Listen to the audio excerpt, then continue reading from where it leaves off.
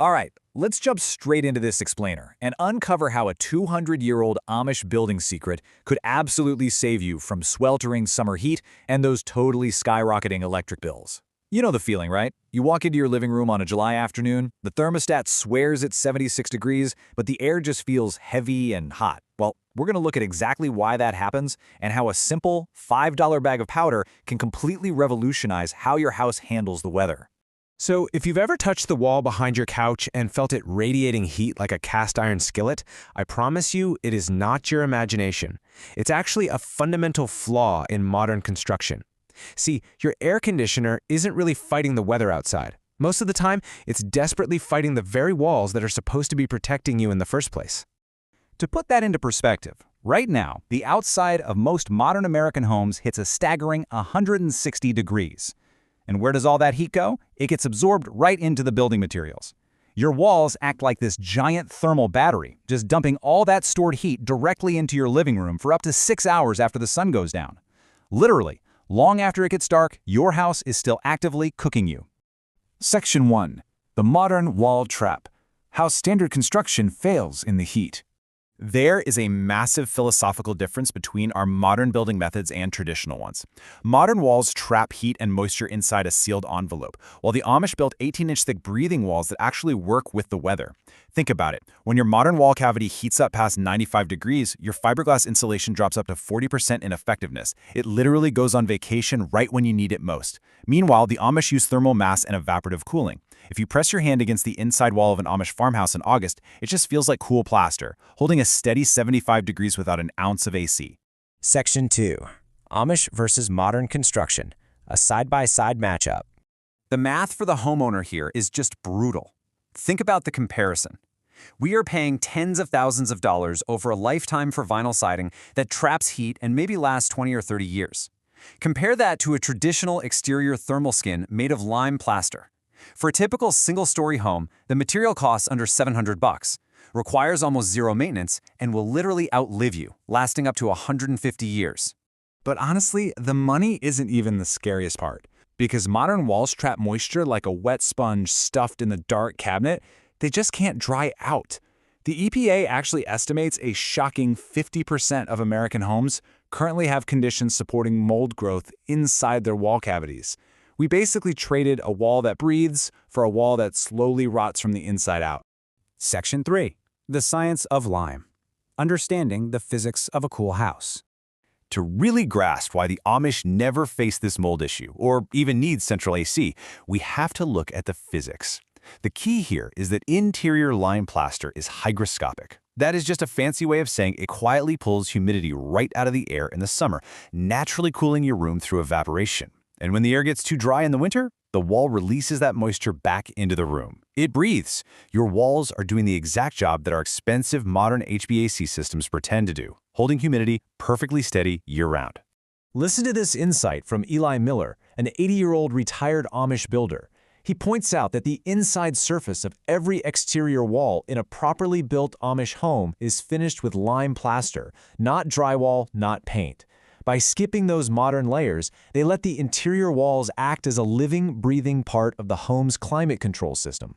And outside the home, the lime plaster acts as this incredible thermal shield. It works in 3 distinct scientific ways to actively reject solar heat gain.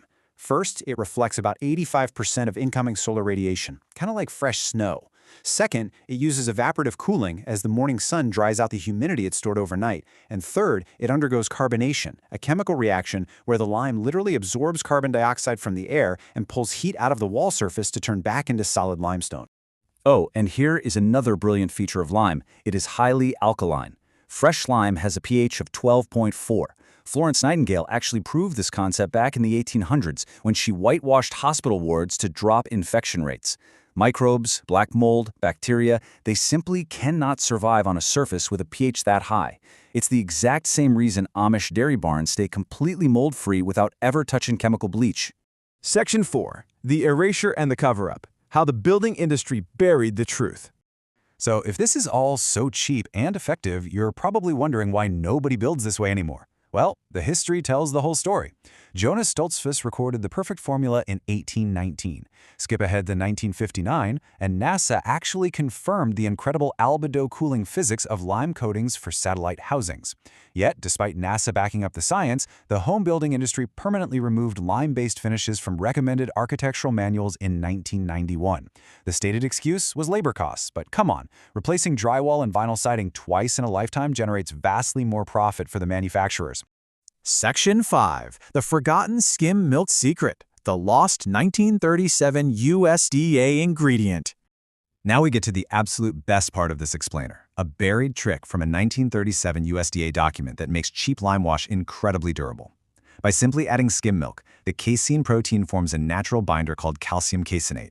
Fun fact, this is the exact same chemistry the Romans used for the frescoes in Pompeii that are still intact today. Tossing in just a cup of plain skim milk extends the lifespan of your exterior coating from a mere 7 years to over 25 years, and it was just sitting there, filed away and ignored by modern building manuals. Section 6. How to lime wash your home. Reclaiming your walls for $5. Okay, before we get to the recipe, a super important caution here. Lime is strong stuff. You absolutely must respect the material and wear rubber gloves, sealed goggles, and a dust mask, just like the Amish builders do. A splash in the eye is an immediate trip to the ER, and the dry powder is really harsh on your lungs. So, gear up properly and you'll be completely fine. All right, here's the exact $5 recipe pulled right from those historic ledgers. You take 3 pounds of Type S hydrated lime, you can grab that at any farm supply store, mix it with a gallon of cool water and let it slake or sit overnight. The next day, add 1 cup of plain skim milk and a 1/4 cup of table salt. That salt trick actually comes from an 1890s Mennonite barn recipe. It helps it grip the microscopic pores of your wall. Stir it up well and brush 2 to 4 thin coats right onto your porous masonry, brick, or cement board walls. The real-world results are honestly staggering. Painting just one single south-facing brick wall with this lime wash dropped the exterior temperature at 3 p.m. in July by a massive 62 degrees.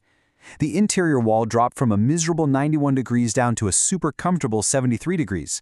And because of that, the home's July electric bill dropped from $241 to $112. It doesn't just insulate against the heat, it completely refuses to absorb it in the first place.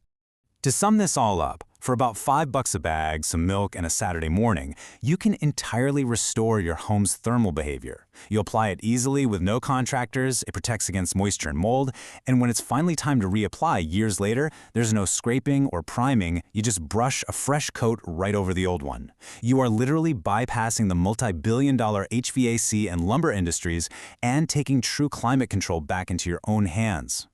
So, armed with this reclaimed knowledge, the only question left is, which wall of your house are you going to lime wash first?